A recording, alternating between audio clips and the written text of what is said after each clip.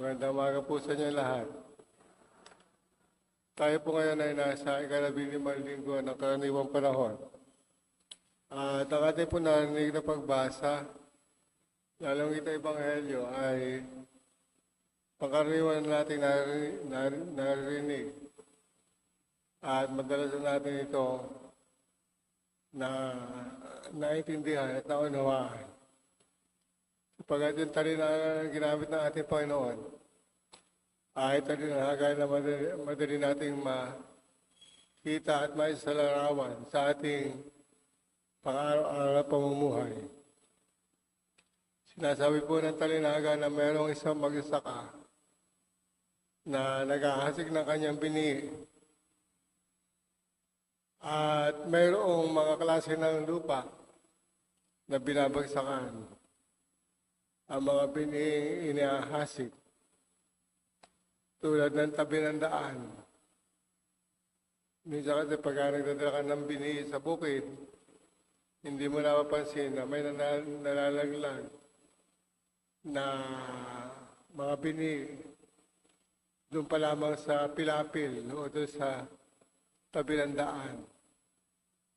O kaya hindi ito napapakinabangan sapagkat kinakain ito ng mga ibon.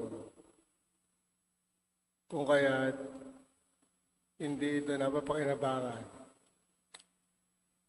At sa ibang sitwasyon naman, mayroong mga bini na nalaglag doon sa kabatuhan.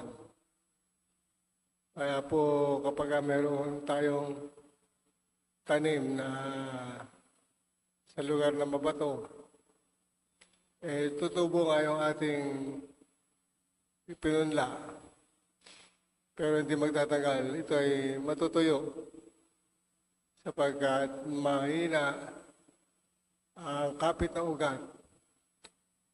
Pagkat ito ay may manipis na lupa lamang kung kaya't hindi makabaon yung ugat. At ito hindi makapangumunga sapagkat nabibilad sa matinding sikat ng araw. At meron namang mga bini na nalaglag, hindi sa tabi ng daan, hindi sa kabatuhan, kundi sa tinatawag nating mga dawagan. Sa likod ng ating mga bahay, meron tayong mga dawagan na lugar na kung saan maraming ligaw na damo, ligaw na halaman, at tinatawag na dawag. Yung po mga dawag ay dapat binubunot o dili kaya ay hindi natin ihahalo doon sa ating mga tanim. Sapagkat kapag lumago yung dawag, hindi makapamumunga yung ating mga tanim. Sapagkat ito ay inaagawan ng sustansya ang ating halaman. O kaya sinasabi po na mayroong mabuting lupa na kung saan kapag ito'y nataniman ng bini na naalagaan pa, ito ay namumunga ng marami. Kaya sinasabi po na merong tig-100 butil, tig-6 na po, tig-30 po. Sa atin pong narinig na ebanghelyo, sa bandang huli ay merong sinasabing ang may pandinig ay makinig.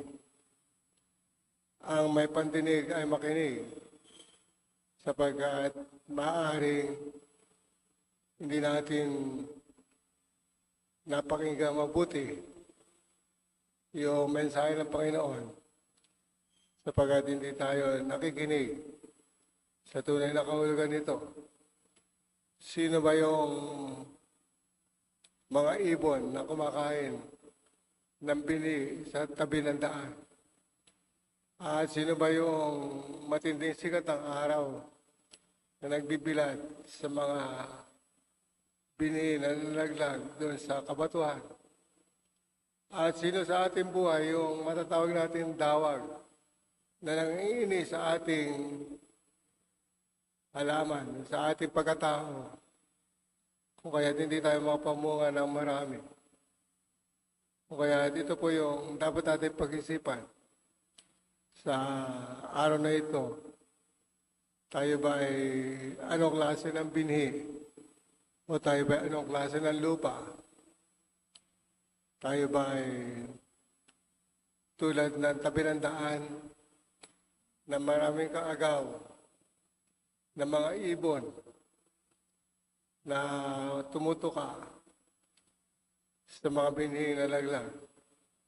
O tayo ba ay tulad ng kabatuhan na kapag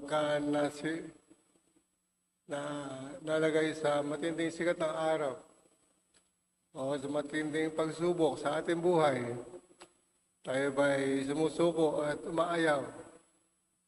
O tayo ba ay tulad ng dawagan na nangiinis doon sa mga bini na mabubuti kung kaya hindi makapamunga yung ating mga mabubuting tanim? O tayo tulad ng matabang lupa o mabuting lupa na maaaring magbunga ng marami kapag ito ay naalagaan, ito ay nabigyan ng proteksyon, at ito ay lagi nating sinasabuhay ang kalooban ng Diyos. O kaya lagi po natin isipin na ang Diyos ang nag-aasik. Tayo yung mga lupang binabagsakan ng binhi na salita ng Diyos. O kaya tayo yung mga alaga sa mga pagkakatiwala ang binigay sa atin ng Diyos na matabang binhi at maayos na pamumuhay ang dapat nating salang-alang araw-araw sa ating pamumuhay.